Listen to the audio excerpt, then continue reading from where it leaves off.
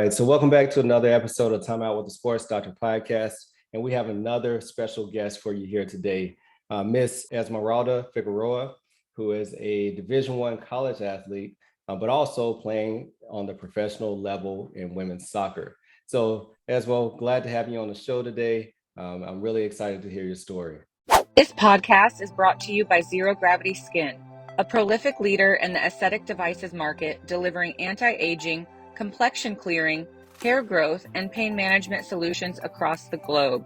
Featuring the Perfectio X, a 2-in-1 device which treats both pain and signs of aging and is actively working to reverse cell damage accumulated over time. Also, the Relaxio, which provides damaged cells with the vital energy necessary to quickly renew and recover in the most optimal way. For more information, please visit zerogravityskin.com and use code Dr.Derrick30 to receive 30% off your purchase. Again, that's zerogravityskin.com, promo code Dr.Derrick30. Yes, sir. My name is Esmeralda Figueroa, as he did say. I have a twin sister and a wonderful mom and wonderful dad. My mom, she's born and raised in Texas, and my dad, he's from Michoacan, Mexico.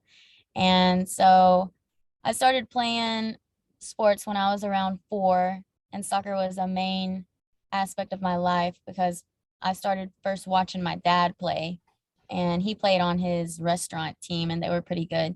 They made it to like this championship, and I would always want to go watch him. He was a goalkeeper. But if they needed him anywhere else, he would play. And I really loved seeing the men play because they were much faster than the women. And so I wanted to stick with that because I'm a daddy's girl and I always wanted to do what he was doing. So that's really how I got into it. And my sister she also played soccer until the JUCO level, but she didn't go further. She didn't want to, but she started playing at 5. So she started seeing me doing it, and then she wanted to start playing as well. Now, you said sister, not just any kind of sister, right? Tell us about your sister. Oh my, what can I say? She is a 4.0 all the way through JUCO, Mississippi State, never made a B. Wow. She is a chemistry major with a math minor and all A's. She works so hard for what she gets, and I feel like a lot of people look down on her because of jealousy. And she's a little petite, so she doesn't really say anything. But when I come around and they say something, I get really mad because they don't see all the hours that she stays up, the hard work that she does, and she deserves it more than anybody. So I love the way you described your sister. And the thing that, it's funny because the thing that comes out to me in my mind first, you haven't even mentioned it yet. And that's the fact that she's your twin sister, right? Yes, sir. But you describe her as a completely different human being, which she is, and you appreciate her for her differences. And you're the protector, as you said. When you come around, they know not to talk that stuff. But that's awesome. So who's the older of the two? She's older by 5 seconds, and she does tell people that. So that's funny. All right, but you guys. So you mentioned watching your dad play soccer, and he's from Mexico, right?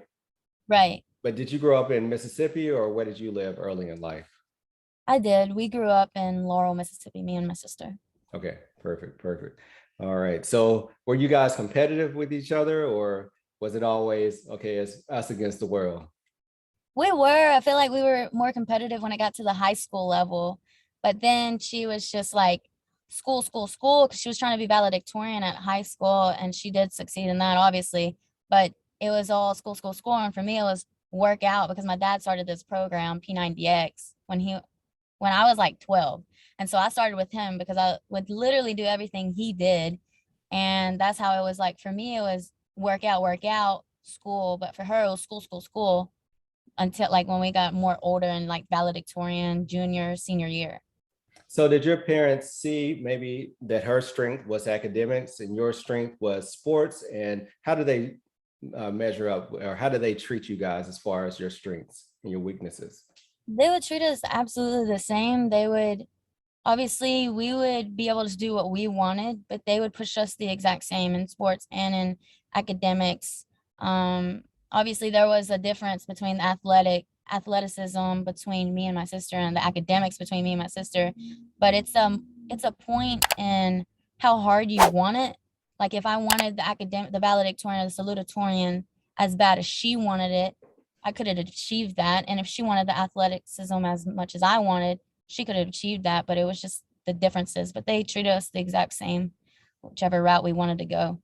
So what you're talking about is goal setting. So early on, what was your goal? Did you have a goal to be a Division I athlete? What was your goal as far as sports and athletics? In high school and ever since I was younger, I always wanted to go SEC. From high school, that was always my dream, and my family knew that. A lot of friends knew that. Everybody knew I wanted to go play SEC. No matter wherever I got accepted, I wanted to go play. But it would have been nice if I stayed in Mississippi, but just wherever I got. Gotcha.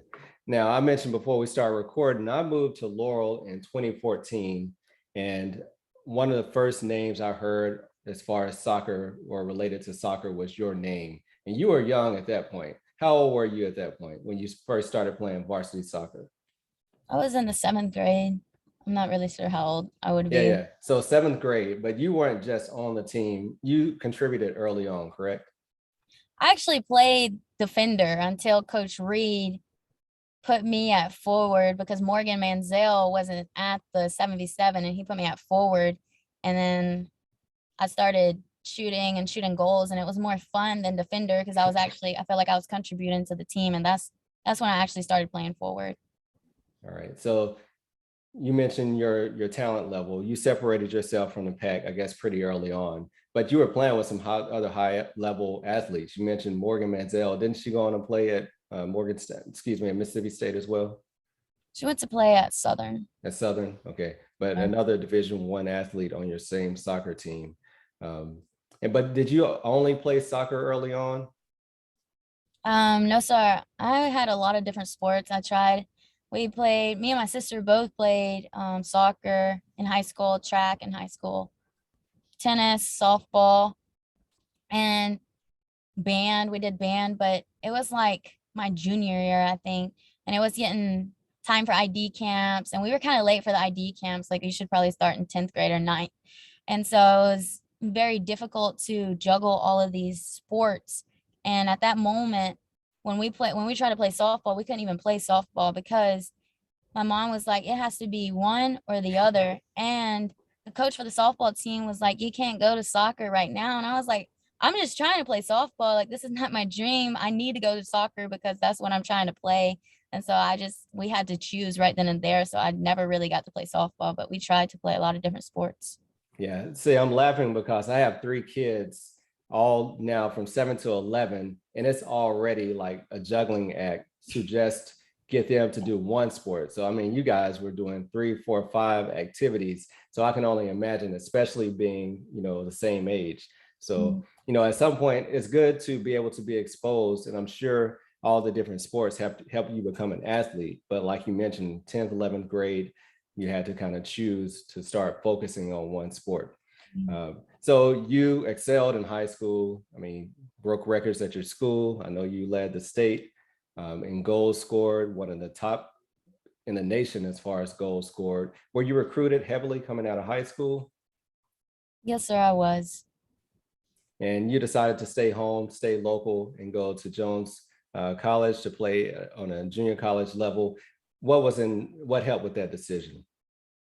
It's just Dolores was the coach at Jones. She still is, and she's a very good coach. She used to train me and my sister, so we really knew her.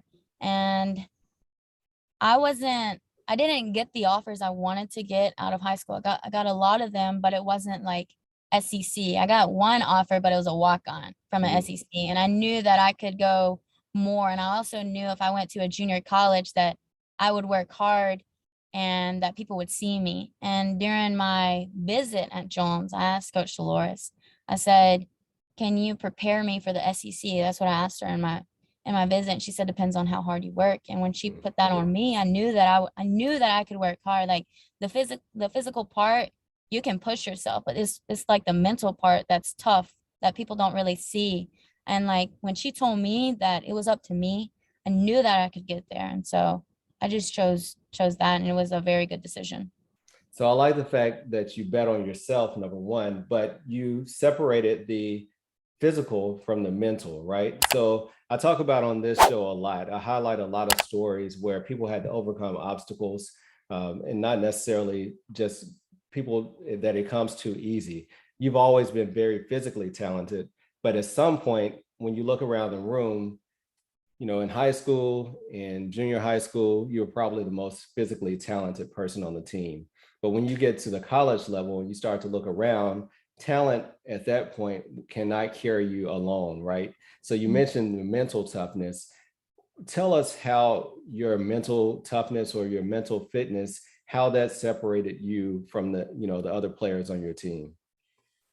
Right. Well, my dad would always train me on top of practices and stuff. And I always wanted to be the fastest one. I always wanted to be the most talented. I always wanted to be this and that.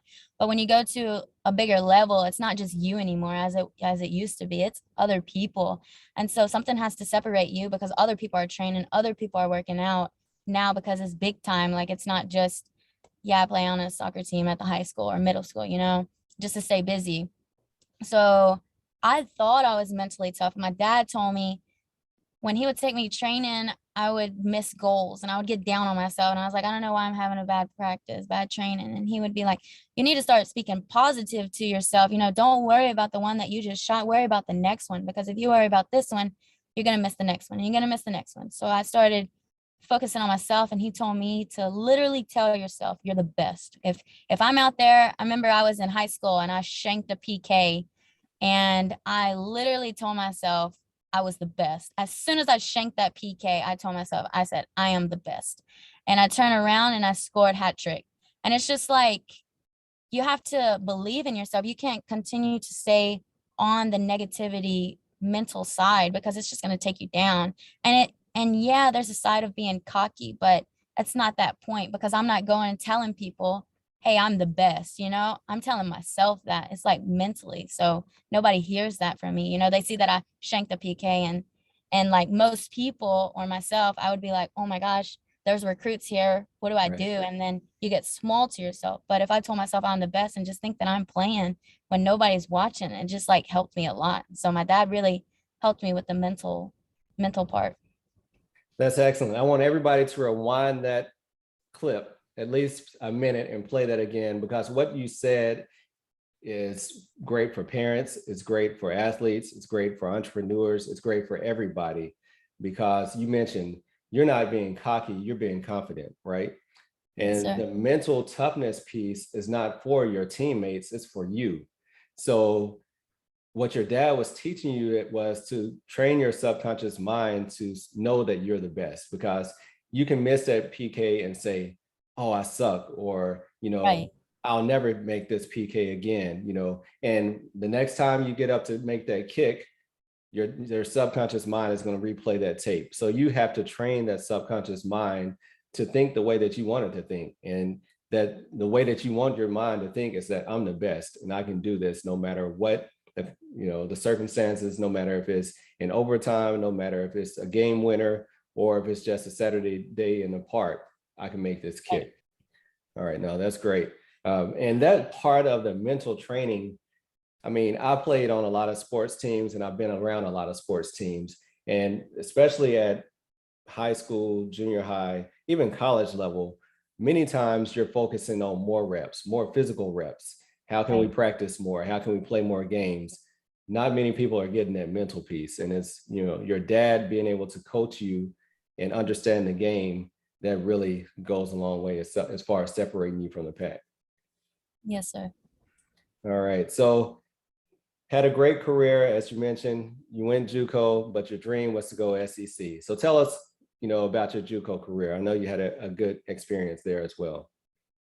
Yes, sir. It was probably the best experience of my life. I enjoyed it, At first, the first year, I would get a couple of minutes here and there, and I was okay with it. You come into a team, you can't expect to get minutes if you don't work for it. So I knew what I had to do. There's already players that are sophomores there that the coach already knows how they play. They're good, and so I just continue to play with them because you get really good when you play with good players and you watch. When I was on the bench, I would watch how this player played because she was doing something that I wasn't doing that the coach liked. And if I was watching her and I saw what she was doing that I wasn't doing, I would stay later and practice exactly that. And that's how I started getting more minutes. And I started my sophomore year was very, very good to me. And then I tore my ACL. And so it's more like I don't know. People ask me, was it painful? And I don't know if it was painful because of how, like, of my knee that it hurt. Because when I fell, I didn't get right back up, and I always get back up when I fall. But I knew something was wrong with my knee. I thought that my leg was completely right degree angle. And when I looked at it, it was normal. Mm. And I knew something was wrong. And I don't know if it was like the pain or the fact that me, my mom, and my dad knew that Mississippi State was supposed to come watch me the very next day. And nobody knew about that. Obviously, Coach Dolores knew because she's helped me a lot.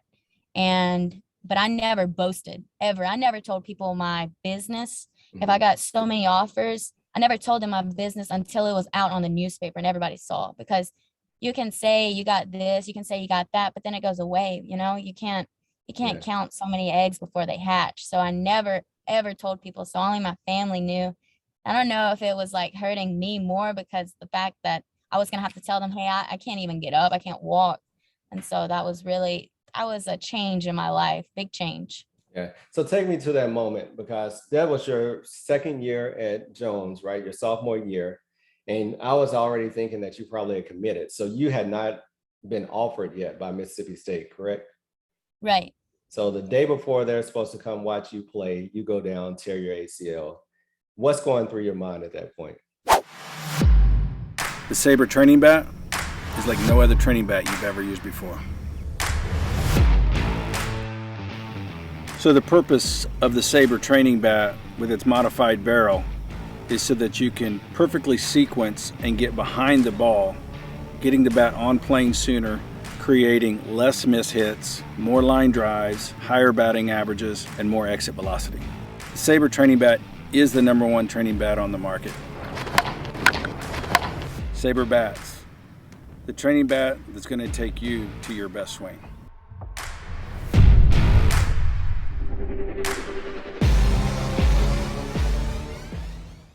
Oh man, first I'm like, mom's probably yelling at me because I'm not getting up. And my Tough dad, love. yeah. And my dad is probably like, what is she doing? She's faking or something. And so then I was thinking, oh my gosh, my dream is about to shatter, because I literally have an SEC team that wants me, that's emailing me, that's literally about to come watch a junior college play. They were going to come watch Jones play PRCC the very next day. And I was excited and I was ready to show them, what I have. And then I was like, wow, that's literally what's going through my mind. I don't have this anymore. Like it was written on paper and now it's not. They don't care, because like most SEC schools don't come to Mississippi. They go to Texas or California. And the fact that they were pinpointing me, coming to watch me at Mississippi and Jones County, it was really meaning a lot to me. And then the trainer came and picked me up off the field, and then I got on the little trainer bed and they told me to straighten my knee, and I couldn't straighten it. Like it was hurting. And our trainer Bridges told me that I need to put ice on it. And then when I was like just thinking, wow, my dream is completely shattered. And then I heard my dad to the left. I guess he had came and he said mija, like that's like daughter in Spanish. Mhm. And he said it's gonna be okay. And I was thinking, I was so confused because I was like, he's going to be really mad at me because they're going to think I'm faking it. But I guess they knew. Yeah. So I'm glad you shared that story, because, I have the privilege of working with athletes up close and personal. So within hours, I'm seeing an athlete after they tear their ACL. But the people in the stands see you go down and they assume, okay, she's injured, but she's going to come back whole. They don't see all the thoughts going through your mind. They don't see you sitting on the examination table when a doctor walks in and say, you're already thinking there's something wrong. But when they throw that diagnosis on you, the burden, I can always tell when I walk in the room, I'm like, okay, do I go in and say, hey, how's your day? You tore your ACL. Or Right. you tore your ACL, or I have some good news, I have some bad news. There's no good way to present to someone that you have a possible career-ending injury, Right. and the next day you're supposed to be going to see, or Mississippi State's supposed to be coming to see you. So it's a lot that goes on, right? And it's a lot to process. So you're injured, you have surgery, and now you're on the road to recovery. Tell us about, the Mississippi State still, were they still interested at that point? Yes, sir. Well, I had called them because I had already had their number, and I told them the next day because we were trying to get a scat MRI. Mhm. I think that's like fast. Right, stat MRI, yeah. And I called them and I said, hey, I don't know how to say this, but I went down yesterday and I don't know what's wrong with my knee. It's swollen. We're going to get an MRI. They couldn't do it because it was Thursday and that day was Friday. They couldn't do it until Monday. So I told them, I don't know what it is, but I'm not going to be playing in the game, and how I was very blessed that they were interested and wanted to come see me, and that it was just a blessing to me, and how thankful I was, but that I'm sorry that I'm not going to be able to play. And so they didn't text me back, but I just wanted to make that clear. And then right when I finished my surgery, like when I was on all of these medicines, I came home and I got a call from Coach Brian, the assistant coach. And I feel like I was a little loopy. My mom told me I was loopy, but I don't think I was. But it was literally right after we came home, right after the surgery. We walked inside the door, and my dad picked me up, put me on the couch, and started with the game ready. And he called me, and I said, hello.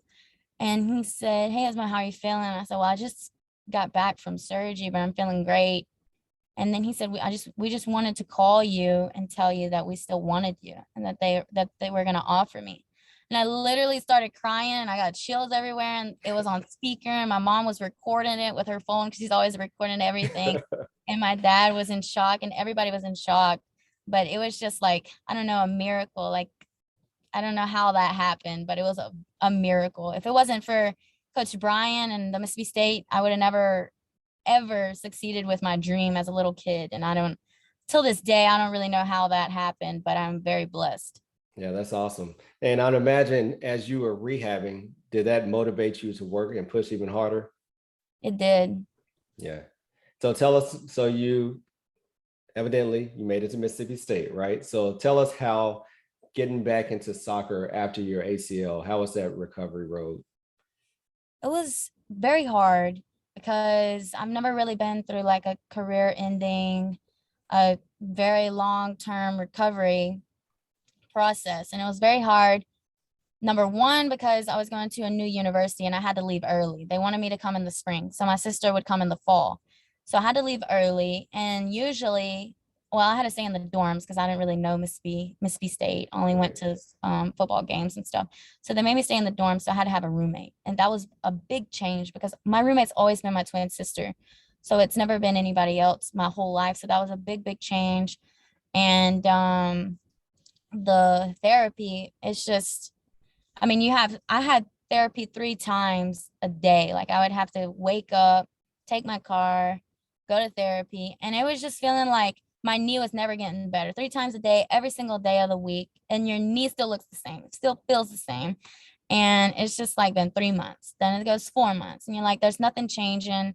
And it's just like your deficit. And you got to go do these tests. And so I just started getting very down on myself until one day I went into PT and I was like, man, what's wrong with my leg? Like something's wrong. The doctor didn't do it right. I don't know what's wrong. Just negative. Like I've never been like this. My dad's taught me to be better than this. And I knew that. I would tell myself, I was like, Daddy taught me to be better than this. And I would still stay negative on myself until I saw this guy come in his wheelchair and he was laughing, smiling, being his little, happy mood. Yeah. And he had no legs and they had to put on his prosthetic legs. And I was like, if he's happy and he doesn't have any legs and I'm over here arguing to myself that my knee doesn't look the same, or it hurts when I walk, or they're not doing stuff right, I need to change my aspect and realize that I have it better than a lot of people.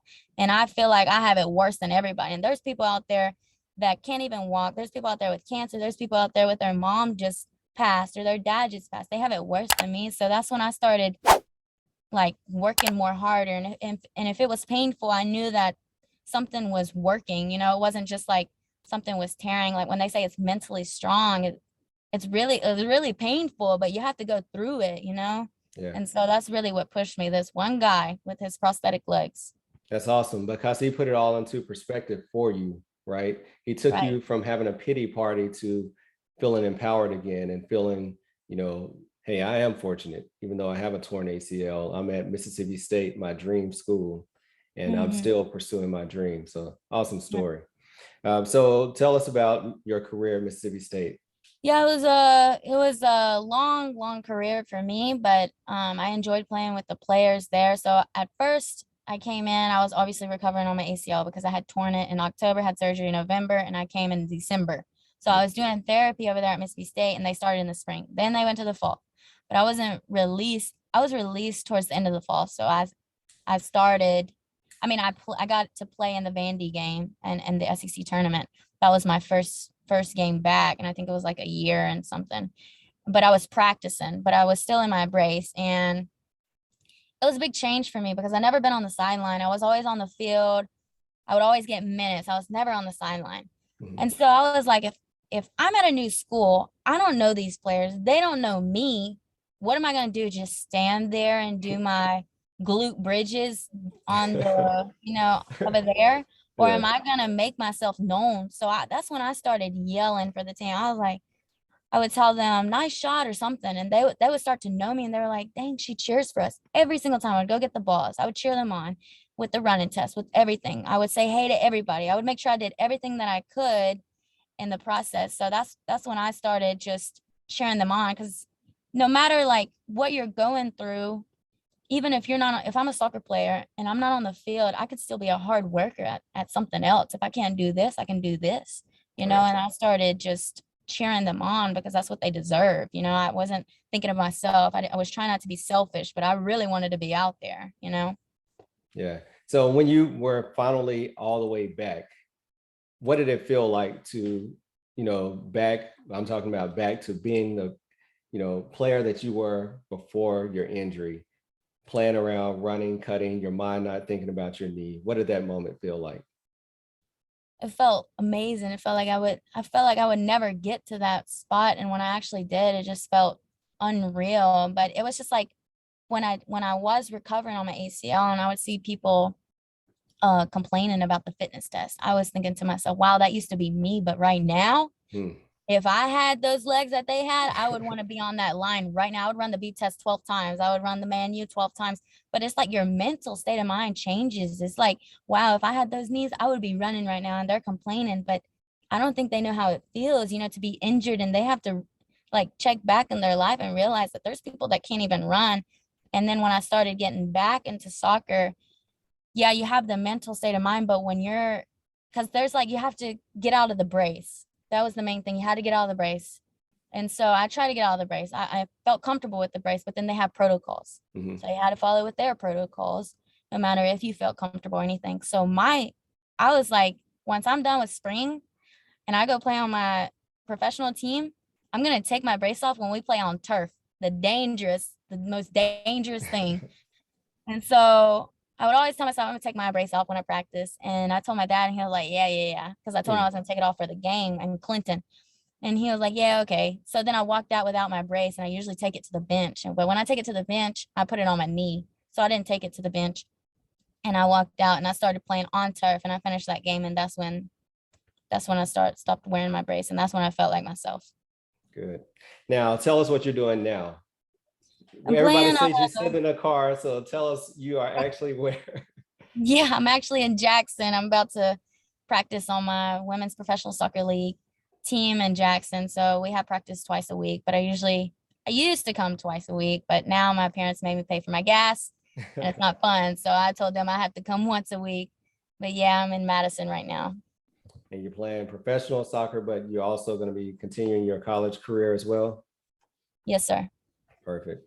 All right. So on Timeout with the Sports Doctor, this is your final timeout. So you've told us a lot about your story, and I'm grateful that you've been so transparent with all that you had to go through. But what would you tell an injured athlete who is in pursuit of their dream and now, boom, it seems like it's all shattered? What words of wisdom or words of advice would you give them? Yeah, of course, I would tell them obviously to watch my video and to see that I went through the same thing, and to try to stay as mentally tough as you can, and that you're going to get back to yourself again. You just have to keep going. And remember, there's other people out there that are having it worse than you. Although you may think you're having it worse, you're not. And also, when you get to that point where you're yourself again, don't go into your school too cocky and don't go in too low.